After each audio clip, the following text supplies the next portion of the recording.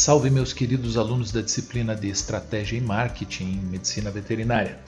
A aula de hoje será gravada porque eu estou aqui Entre Rios, em meio ao frio e chuva, realizando um trabalho de pesquisa aí pelas próximas 2 semanas, mas em breve eu estarei de volta ao vivo com vocês. Lembrando que eu estou disponível para vocês no grupo do WhatsApp da disciplina, inclusive durante essa transmissão, durante a aula aí que está chegando para vocês no horário remoto previsto, né, para a execução da aula.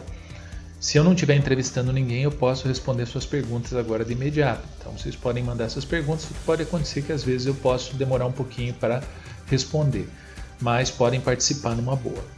Então, continuando o nosso papo da aula passada, onde nós começamos a descrever o que são processos de gestão, o que é a administração propriamente dita, né?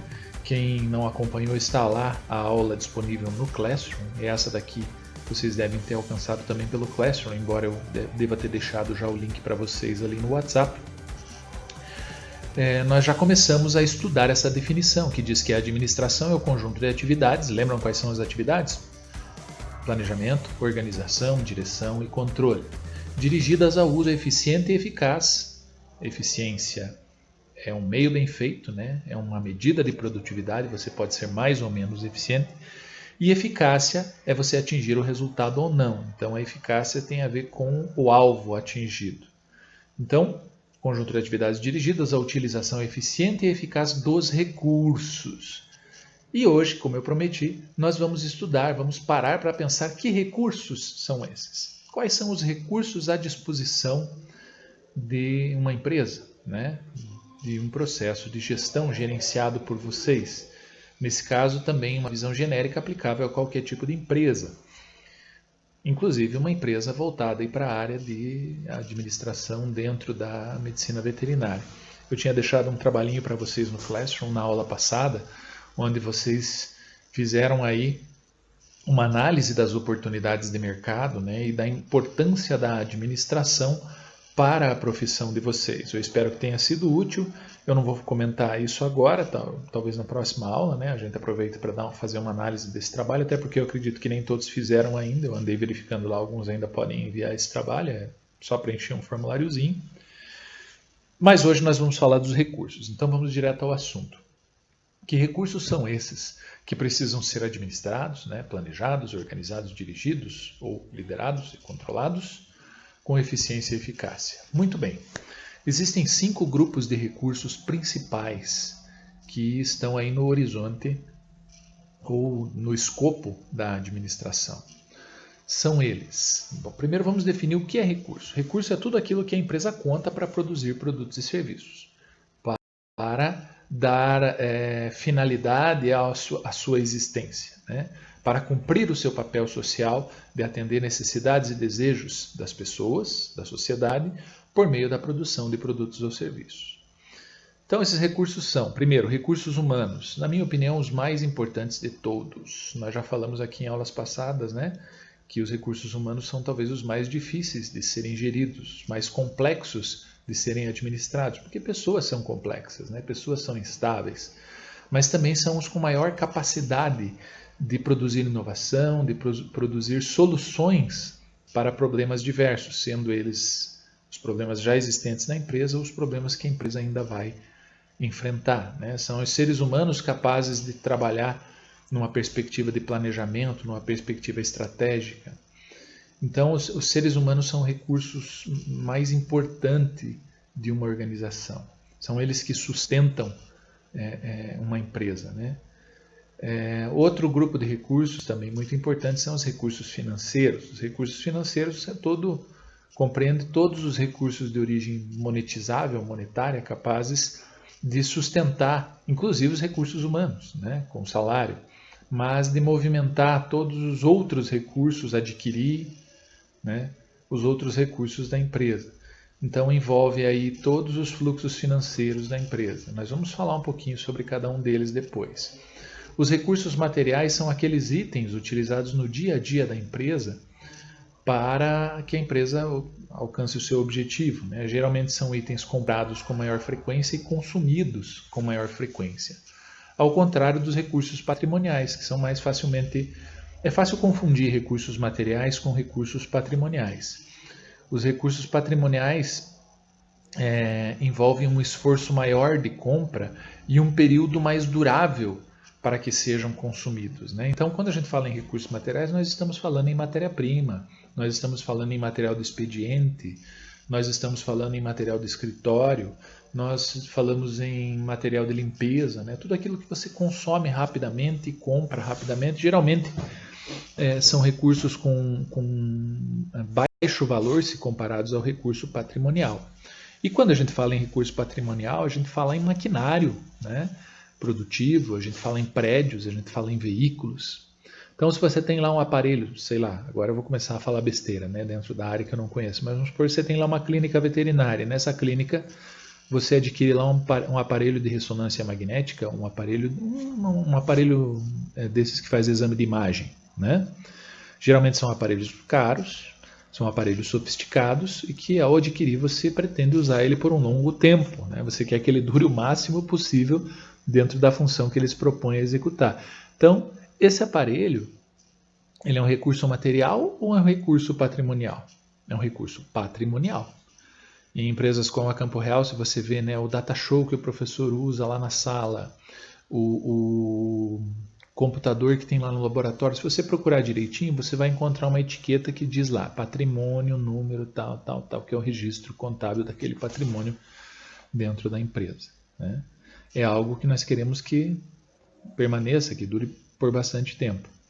E os recursos materiais, não. Os recursos materiais é o giz que o professor usa, é o cartucho de tinta usado na impressora, são os papéis usados para impressão, é o material de escritório, grampos, etc. Ou o material de limpeza que as zeladoras utilizam para manter as instalações limpas, né? Aliás, essas instalações, o prédio também é um recurso patrimonial, né? Então, a grande diferenciação entre recurso material e recurso patrimonial é essa. O recurso patrimonial exige um esforço maior de compra e ele é um bem durável, né? É algo utilizado na produção por bastante tempo. E o recurso material não, ele é consumido com frequência, né? Materiais são combustíveis, tudo isso que eu já falei para vocês. Aliás, os recursos materiais, eles se dividem em recursos matéria-prima, né? Primeira categoria, matéria-prima, que é aqueles recursos materiais que você usa para transformar em outros produtos, certo?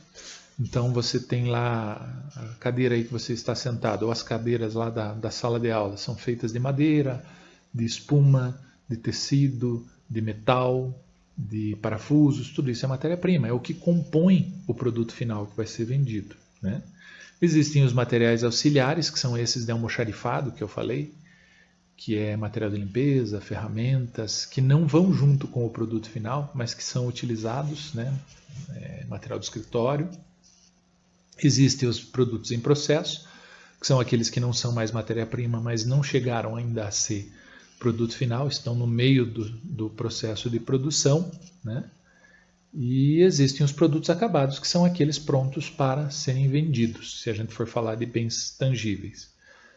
Eu sempre gosto de fazer uma brincadeira quando eu falo de recursos materiais, né? Eu pergunto para os alunos assim, e me diga uma coisa, se você produz alguma coisa, aquele material que você usa na embalagem, ele é matéria-prima ou é material auxiliar? Pensem aí um pouquinho. Você produz alguma coisa. Esse é alguma coisa que você vende e você embala para vender, tá? Então, deixa eu pegar aqui, ó, um copo d'água, tá? O produto propriamente dito é a água que está aqui dentro, né? Essa embalagem aqui é matéria-prima ou material auxiliar? Se você respondeu material auxiliar, você errou. Por quê? Porque a matéria-prima também é a embalagem. Esse produto ele não vai estar pronto para venda enquanto ele não estiver devidamente embalado. E se a gente parar para pensar, é possível que essa embalagem aqui custe mais do que a água que está dentro dela.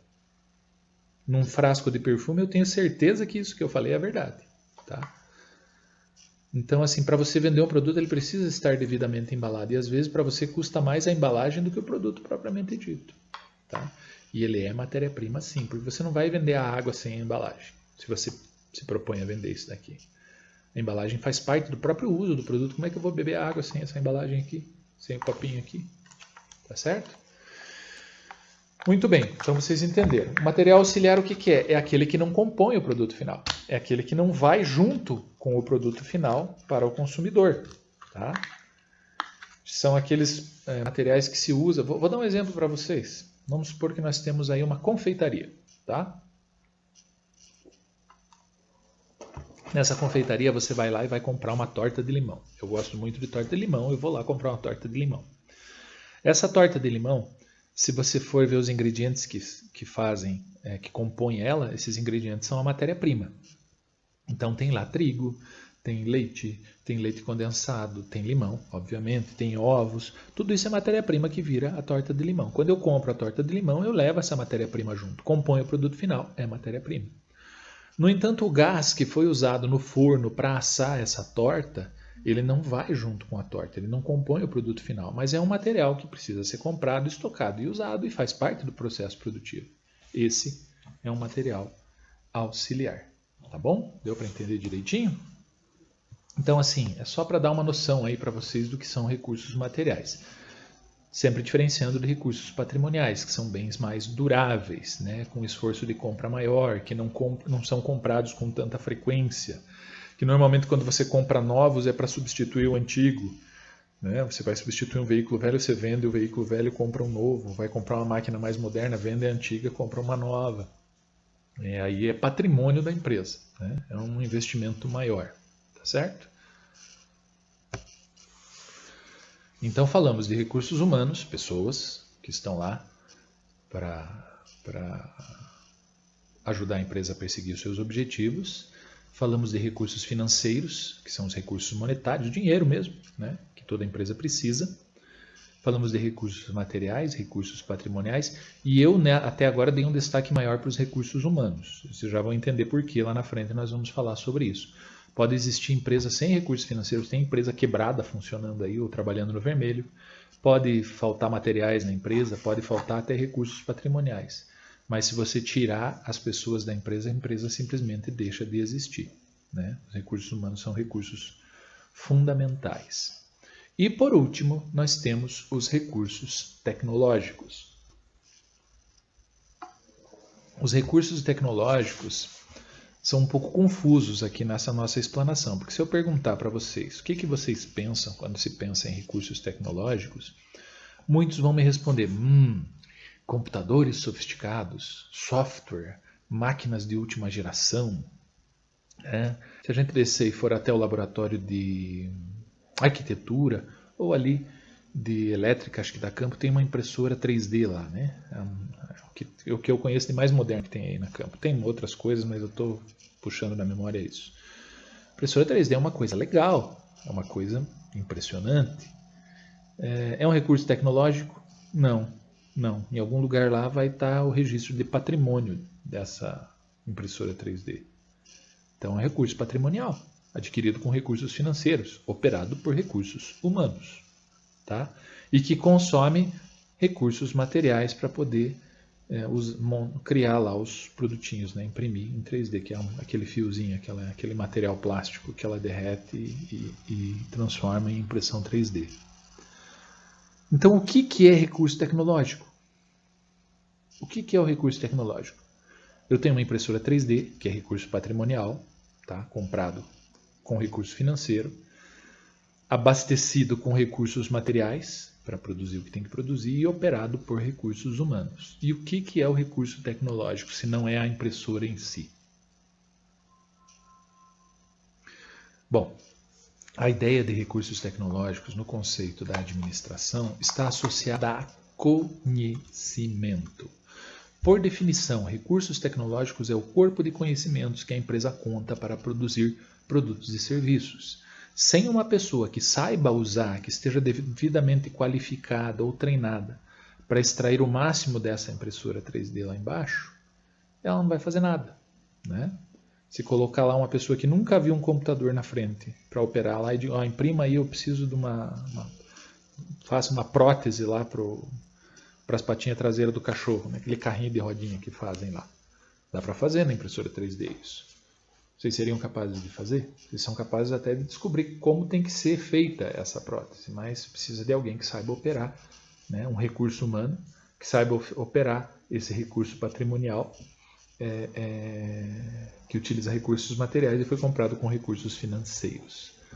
O conhecimento necessário para fazer essa operação, para dar solução a esse problema tendo esses recursos na mão, é o que a gente pode chamar como algo no contexto dos recursos tecnológicos.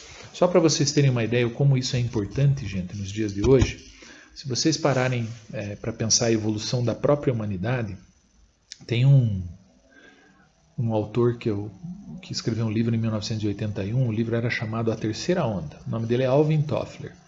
Ele diz assim que a humanidade passou por 3 ondas, né? A primeira onda foi a onda quando ela começou a evoluir em termos de sociedade, né? Nós éramos lá nômades, extrativistas, consumíamos os frutos e a caça onde ficávamos. Acabava, nós pegávamos as trouxas, amarrávamos nas costas e andava até um lugar onde tivesse mais caça, mais fruto, mais comida e ficávamos assim, perambulando, né? Nômades pelo mundo. Até que se descobriu a agricultura.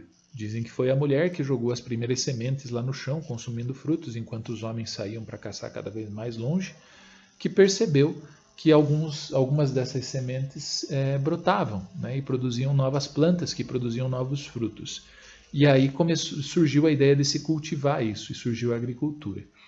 Na era da agricultura, que é essa primeira onda que está destacada aqui, que ocorreu lá uns 10 mil anos lá atrás, o trabalho do solo, o poder pertencia a quem tinha terras, né? As pessoas tinham terras, elas tinham poder. Tanto é que os grandes impérios, isso até a Idade Média recentemente, né? Os grandes reinados lá com reis, príncipes e tal, casava-se a princesa de um reino com o outro para aumentar o número de terras, para aumentar o poder. As guerras eram travadas para a conquista territorial, né? Então essa foi a primeira grande onda. E isso durou até 1760, mais ou menos, quando, com a Revolução Industrial, entre 1760 e 1780, não lembro bem a data correta, aqui está aqui, ó, 1650, está aqui na minha frente, 1650 a 1960, só que a Revolução ocorreu mesmo lá perto de 1700, onde a máquina a vapor foi aperfeiçoada, né, e a cultura católica, que era predominante lá, o teocentrismo, os senhores feudais, aquela coisa que vocês estudaram lá sobre a Idade Média, começou a receber influência da cultura protestantista, né, que incentivava a produção, que dizia que a cultura católica da Idade Média era assim, ou você nasce pobre ou você nasce nobre. Tua chance de ser rico, é nascer nobre, senão você vai morrer pobre, nascer pobre e morrer pobre. E a cultura protestante não, né? O protestantismo, o calvinismo de Martinho Lutero, dizia que o trabalho dignifica o homem, né? que Deus ajuda quem cedo madruga, e que qualquer um que trabalhe duro, que se esforce, pode enriquecer, sim, isso não é pecado, né? Então surgiram as fábricas, a produção em massa junto com a mecanização, e o trabalho humano começou a ser substituído pelo trabalho de máquinas. E aí ocorreu o que nós chamamos de primeira revolução industrial lá na Inglaterra, né? Isso criou a onda da industrialização. Então o poder que era de quem tinha terras passou a ser de quem tinha capital para investir na indústria. Pensa que legal que era aquela época, né? Qualquer coisa que você produzisse, você vendia, porque não tinha concorrência, não tinha nada, era preciso produzir, dar um jeito de produzir. Depois você vendia, né? E aí não era mais a quantidade de terra que contava, mas a quantidade de capital investido naqueles recursos que nós falamos há pouco, né? Recursos patrimoniais, materiais, humanos e financeiros e tecnológicos, tá? Para produzir resultados. Essa onda da industrialização, ainda assim como a agricultura, continua existindo a agricultura, ainda é necessária haver indústria, não foi substituída uma pela outra, mas o poder mudou de mão. O poder não era mais de quem tinha terras, mas quem tinha capital para montar indústrias. E hoje nós vivemos no ápice, talvez até no declínio, na quebra, no fim, não dá para saber ainda, da terceira onda, que é a onda da informação, onde o poder não é mais de quem tem terras, nem de quem tem capital, mas de quem tem conhecimento. Tá? Eu explico. Imaginem vocês quanto tempo levava para você montar uma indústria, botar ela para funcionar e começar a obter retorno dela. Levava bastante tempo. Estudos falam até em 14, 15 anos.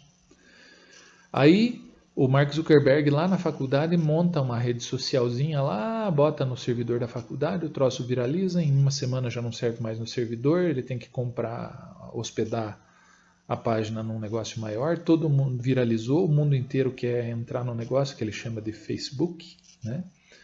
E aí aos 23 anos de idade o cara já era bilionário. Qual que era o patrimônio que ele tinha? Quase nada, né? É só conhecimento. Google. Eu vou deixar um link aí para vocês de um vídeo chamado O Jeito Google de Trabalhar, que conta a história do Google. Como dois nerds, né, o Larry Page e o Sergey Brin, montaram a Google ainda jovens, né, com 20 e poucos anos de idade, montaram esse império que hoje é dono de meio mundo. Todo mundo aí é cliente da Google, né? Todos nós temos Gmail, todos nós usamos o Google todo dia. Né? Todos nós usamos o YouTube, que é da Google. E quanto você paga por isso? Pois é, professor. Boa pergunta. Né? Eu estou fazendo de conta que eu estou em sala de aula, eu sempre escuto isso. Pois é, professor. Boa pergunta. Como é que a Google sobrevive? Como o Google ganha dinheiro se nós, clientes, não pagamos nada? Quer dizer, a faculdade até paga, que o Google Classroom que nós estamos usando ele tem um custo. Existem produtos pagáveis da Google, né? Mas a grande moeda do Google é a informação, o conhecimento gerado a partir dessa informação. Você paga o que você usa do Google com algo talvez até mais valioso que dinheiro. Você paga com informação. Você lembra a primeira pesquisa que você fez no Google? Você lembra a segunda, a terceira? Você lembra o que você pesquisou no Google hoje? Dificilmente você vai lembrar. O Google lembra. Existe uma coisa chamada footprint, que é a pegada digital, que está lá associada ao seu Gmail, que é da Google também, ou qualquer lugar onde foi visitado pelo Chrome, né, que é o nosso navegador principal, que é da Google, que diz que tem lá um registro teu de tudo que você já pesquisou, por tudo que você já andou, né, todo o assunto de interesse que você já fuçou na internet. E essa informação associada em grandes volumes pode ser comercializada. Isso tem um preço. Né? Pra você ter uma ideia, por exemplo, existem serviços do Google que detectam epidemias. Se em algum lugar do mundo as pessoas começarem a pesquisar sobre sintomas de gripe ou afins, acendem um alerta lá no Google, que hoje ao redor do mundo existem, vou dar um número assim bem exato para vocês, existem bolas de pessoas acessando o sistema de pesquisa do Google. Se de repente numa determinada região começa a aumentar o número de pesquisas sobre sintoma da gripe, etc, o Google emite um alerta de epidemia que pode estar acontecendo naquela região lá. As pessoas podem estar se contaminando. Só para vocês verem o poder da informação. Imagine uma informação semelhante sobre hábitos de consumo, sobre necessidades de consumir determinados produtos para quem produz, para a indústria, para o comércio.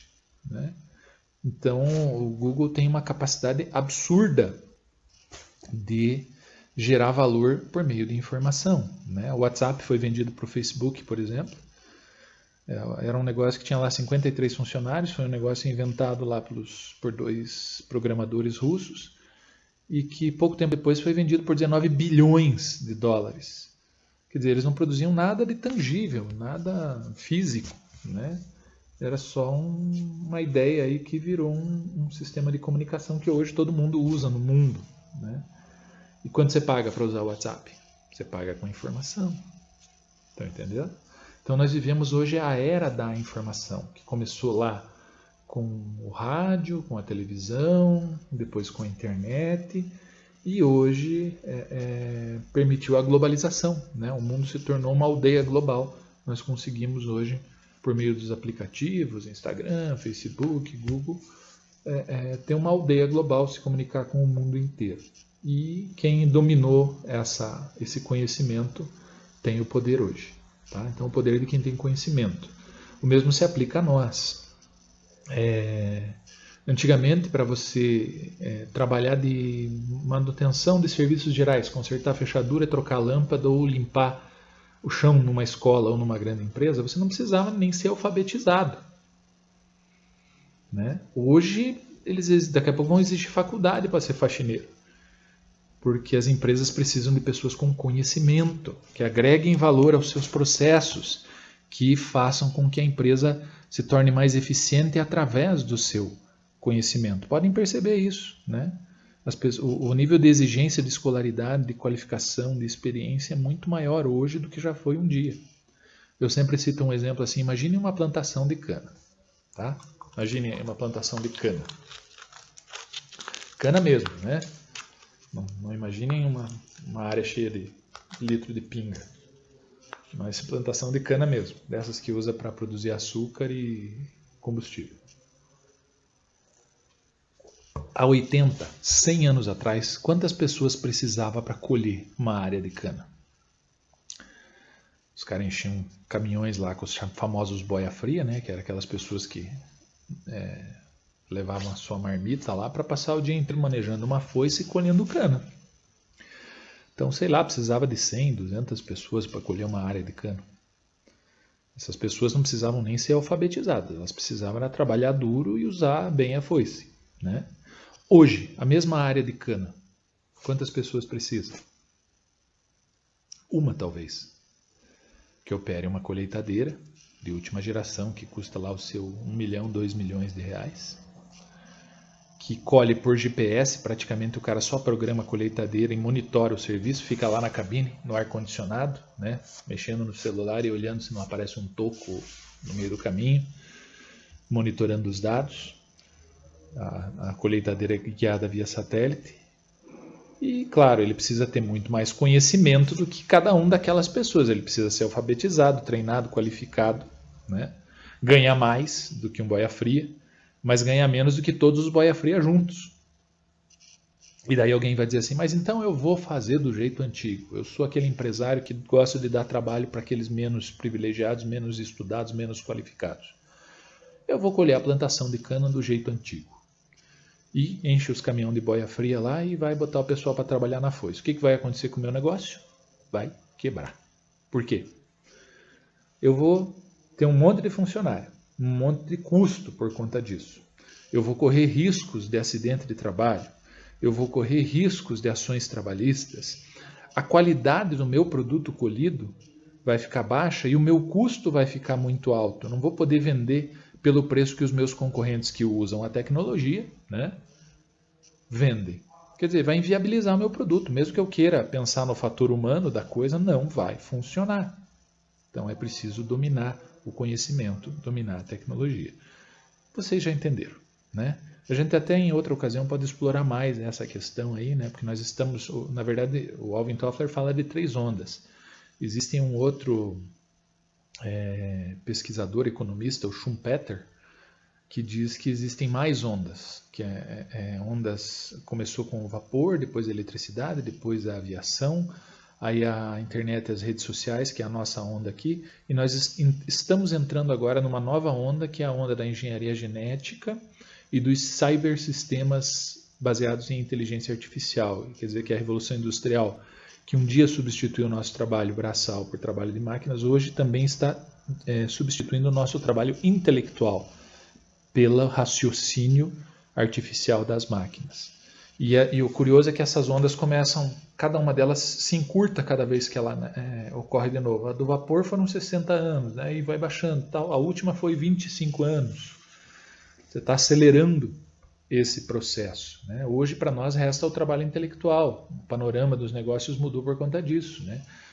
Talvez aquele domínio machista que a humanidade traz de muito tempo viesse pelo fato de que a força física servia para alguma coisa no trabalho, na produção antigamente. E hoje só nos resta o trabalho intelectual. E no trabalho intelectual, nós, homens e as mulheres, se equiparam, ou até, em alguns aspectos, né, elas estão se mostrando muito mais eficientes do que nós, como, por exemplo, na administração, na gerência, né?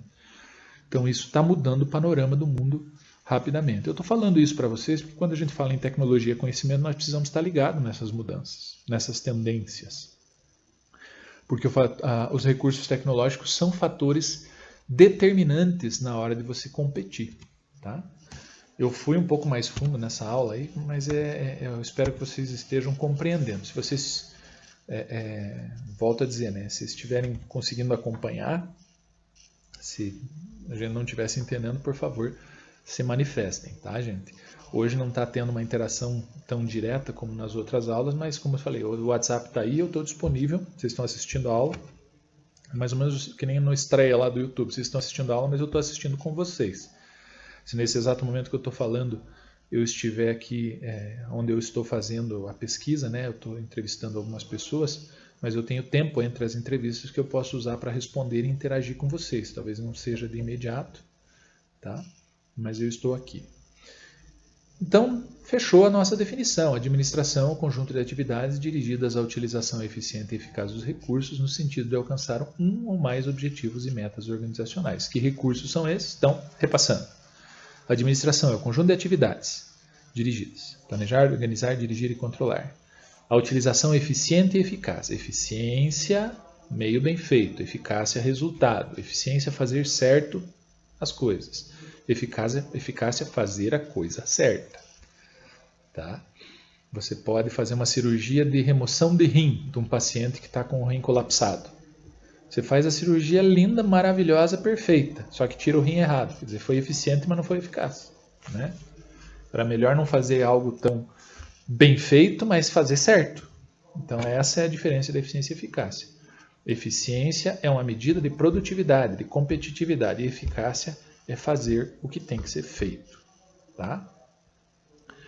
E essas atividades eficientes e eficazes, elas agem sobre os recursos, que é o que nós acabamos de falar, que são os recursos materiais e patrimoniais, financeiros, tecnológicos e informacionais, né?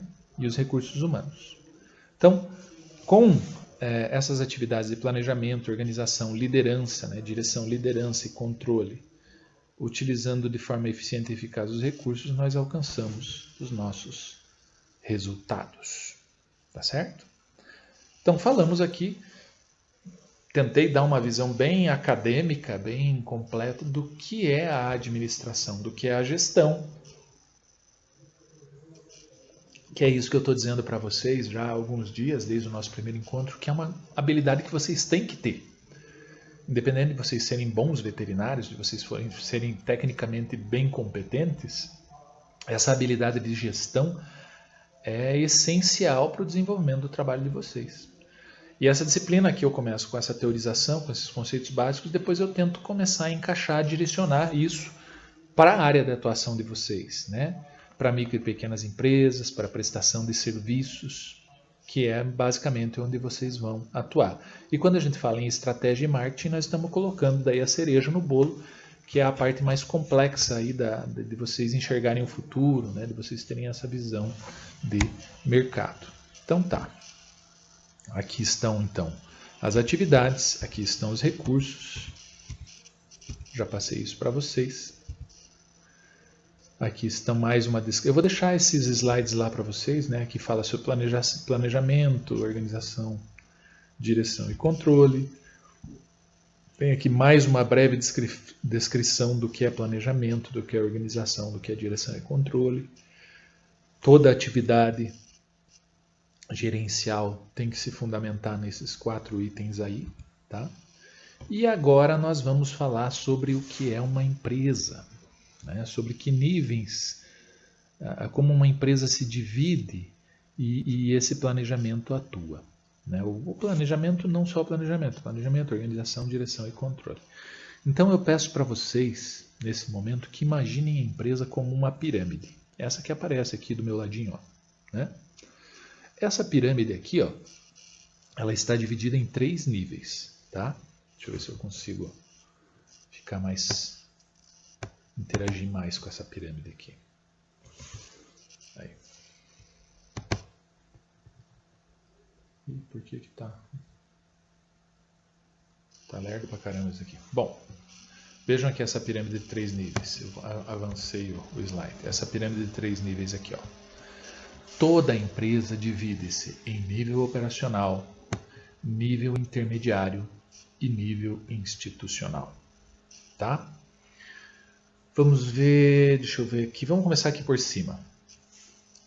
O que é o nível institucional? Notem que ele é o mais estreito, o mais afiladinho lá em cima, né? É o que contém menos pessoas, é o que contém menos trabalho braçal, mas mais trabalho intelectual, mais esforço intelectual. O nível institucional também é conhecido como nível estratégico.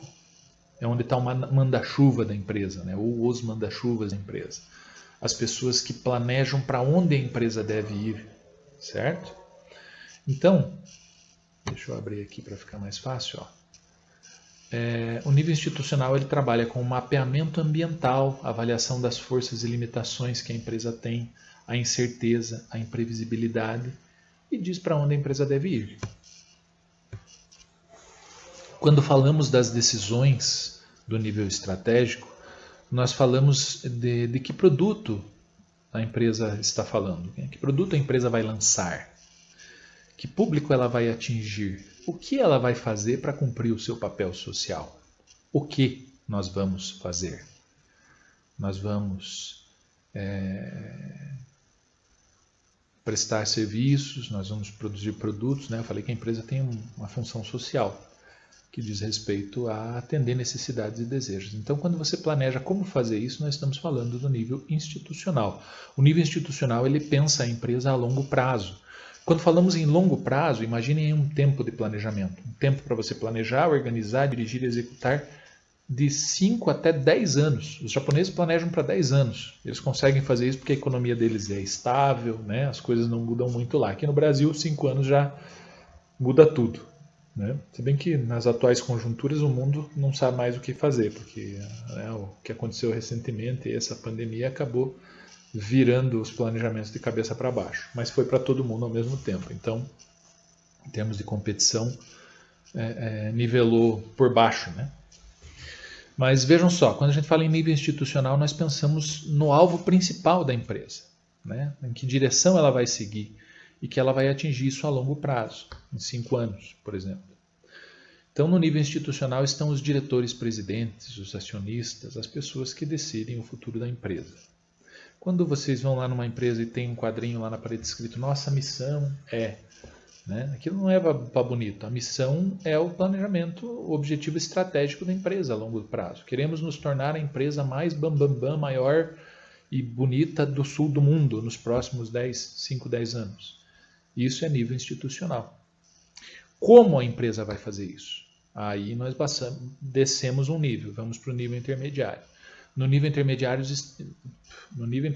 estão os gerentes, supervisores, coordenadores das áreas financeiras, recursos humanos, mercadológicas, produção, né?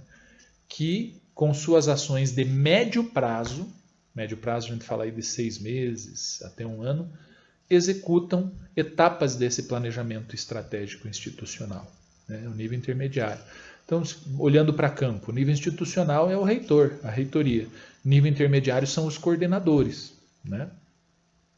O reitor planeja que curso eles vão abrir, né? Como nós vamos fazer campanha do vestibular no próximo ano, né? Coisas assim mais de longo prazo. Já os coordenadores eles cuidam da rotina semestral do curso, né? Já é uma coisa mais de médio prazo. E o nível operacional é o nível de operário, o nome já está dizendo, operacional. Meus alunos gostam de dizer, né, professor, no nível institucional tem lá o manda-chuva, o diretor, o presidente. No nível intermediário tem o gerente de vendas, gerente disso, gerente daquilo. E no nível operacional, tem os pica-fumo, sabugo, orelha seca, né, que o pessoal gosta de chamar, que são os operários. Sem demérito nenhum, né, todo mundo precisa começar pelo nível operacional, onde o trabalho é mais repetitivo, o planejamento é de curtíssimo prazo, né? E é o nível das tarefas, o que fazer, né? Fazendo ali o como fazer detalhado no microscópio. Então, assim, eu sempre gosto de exemplificar como isso funciona da seguinte forma. Quando você, aluno de medicina veterinária, deixa eu crescer aqui um pouquinho. Quando você, aluno de medicina veterinária, decidiu fazer o vestibular e ingressar na faculdade, né? Escolheu o seu curso e tal. Quando você tomou a decisão de fazer o curso de medicina veterinária, você tomou uma decisão de que tipo? Tática, do nível intermediário, operacional, do nível operacional, ou institucional ou estratégica? Você tomou uma decisão estratégica. Primeiro, porque é um alvo de longo alcance, né? De longo prazo. Você vai empenhar pelo menos aí 5 anos da sua vida para concluir o curso, né? Não adianta você dizer assim, passei no vestibular, agora eu vou fazer medicina veterinária. Deixa eu pensar aqui a marca do uísque que eu vou comprar na formatura e a cor do vestido que eu vou usar. É muito cedo para pensar nisso, né? Você vai ter que enfrentar aí 5 anos que vão ser divididos em etapas, em semestres, em períodos. Cada semestre é uma etapa a ser vencida. Esse está no nível tático, está no nível intermediário. Cada semestre você tem lá X professores, X disciplinas. Você só passa para o semestre seguinte se você tiver desempenho razoável em cada uma delas, né? Conseguir pelo menos não deixar muitas para trás, que daí você fica retido, vocês sabem como funciona, né? Já estão no 4º período. Então esse é o pensamento de médio prazo. Que trabalho que tem que fazer, como é que nós vamos somar a média do primeiro bimestre com o segundo bimestre para ver se deu média, se tem que fazer exame, né? Negocia com o professor, vê as faltas, entende lá qual que é as dificuldades e facilidades que você tem para essa ou para aquela disciplina para vencer o semestre. Daí vencer o semestre é avançar no outro. E de etapa em etapa você atinge o seu objetivo institucional ou estratégico, que é se formar, né, médico veterinário. Tá certo? Mas também, para você vencer esse nível intermediário de médio prazo, período, você tem que ter um planejamento operacional. Você precisa assistir às aulas, você precisa planejar, bom, amanhã eu tenho que entregar um trabalho, né? A aula é tal horário, quem tem filhos tem que deixar o filho na escola, eu tenho que estar tal hora no trabalho, tem gente que trabalha, tem que planejar o seu dia a dia, a sua semana, para que tudo isso dê certo, né? Tem dia que tem prova, eu vou estudar tal dia para a prova, tem prática essa semana, tem isso. Esse planejamento de curto prazo, de realizar as coisas na sua rotina, é o planejamento operacional. Mas o importante é que um está subordinado ao outro. Existe um objetivo principal que se desdobra em objetivos intermediários e que se desdobra em objetivos de curto prazo rotineiros. Na empresa é a mesma coisa, só que isso acontece de uma forma mais intensa, envolvendo mais pessoas, mais setores, é mais sistêmico a coisa, não é só você, né? Tem lá as interligações são muito mais complexas e mais diversas, os interesses são mais diversos, né? Porque tem muita gente envolvida, as pessoas não pensam igual. Isso gera uma certa dificuldade. E isso gera necessidade de gestão. Tá? Então, gente, assim, nós terminamos hoje a nossa explanação sobre o que é a administração e eu comecei aqui a falar um pouco sobre como se estrutura uma empresa e como se encaixa esse planejamento, essa administração, nesses níveis que vocês estão vendo aqui do meu lado, que toda empresa tem. Toda empresa tem. Né? Ninguém vai querer começar entrando aqui por cima que não vai dar certo. A gente começa aqui por baixo e depois vai subindo os níveis. Do teu trabalho operacional, vamos supor que você se torna médico veterinário e vai trabalhar para uma empresa que trabalha com saúde animal.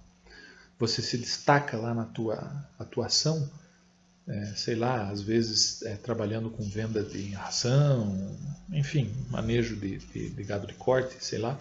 Você se destaca em relação aos seus colegas aqui, que estão aqui carregando pedra, né? E alguém resolve, não, esse cara aqui eu vou fazer o próximo supervisor desse setor. Daí você já ganha um cargo, uma equipe e uma série de responsabilidades, às vezes um orçamento para você gerenciar, descobrir o que fazer com aquilo e tudo mais. E veja que daí o teu conhecimento técnico na área de veterinária já começa a ficar menos importante para desenvolver essa função gerencial, né? Mas vamos supor que você se destaca nisso ainda por mais alguns anos de trabalho e aí um dia você acaba indo para o nível superior lá, acaba assumindo a presidência da empresa. À medida que você avança nesse sentido, você começa a ter uma visão mais ampla de toda a empresa, de como ela funciona. Tá certo? Então, é nesse sentido que nós vamos explanar. Quanto mais para cima você tiver, mais visão mercadológica, marketing, e estratégia você precisa, estratégica você precisa, né? A palavra estratégia vem do latim strategos, que significa a arte do general. O general é aquele cara do exército que não vai lá dar tiro na cara do inimigo, né? É o cara que fica olhando o mapa dizendo os aviões vão entrar por aqui, os navios por aqui, aqui nós vamos mandar 2 divisões de batalhão de infantaria com canhões, aqui um exército de infantaria não sei o que, aqui a cavalaria mecanizada, e nós vamos conquistar esse terreno aqui e tal, e os caras vão lá e se matam por ele, né? E ele tem que tomar essas decisões de longo alcance, né? E na empresa a mesma coisa, aqui você está dando tiro e aqui você está olhando o mapa, né? Só que para você poder olhar o mapa e não fazer todo mundo aqui morrer em vão, você precisa ter a visão de todo o campo de batalha, de todo o negócio, né, da concorrência, das tendências de consumo, das mudanças culturais, das novas tecnologias, dos novos acontecimentos, das eventualidades, das ameaças, das oportunidades, dos pontos fortes e pontos fracos da sua empresa. E essa visão, que se traduz por essas atividades de planejamento, organização, direção e controle para usar de forma eficiente e eficaz os recursos que você tem, que nós chamamos de gestão, de administração. Por isso que eu estou falando disso para vocês nas últimas aulas. Então, gente, eu tenho que dar uma pausa aqui agora. Acho que conseguimos avançar bastante aqui na nossa conversa. Eu agradeço a atenção de vocês. Uma pena a gente não poder estar interagindo diretamente, mas volto a dizer, estou à disposição de vocês para essa interação após essa aula. Essa aula vai ficar aí disponível para vocês no Classroom, né? Agradeço a atenção de vocês. Desejo que tenham um ótimo dia, tá certo? E que estejam aí gostando do que nós temos falado a respeito desse assunto. Tá bom? Um bom dia para vocês e até a próxima aula.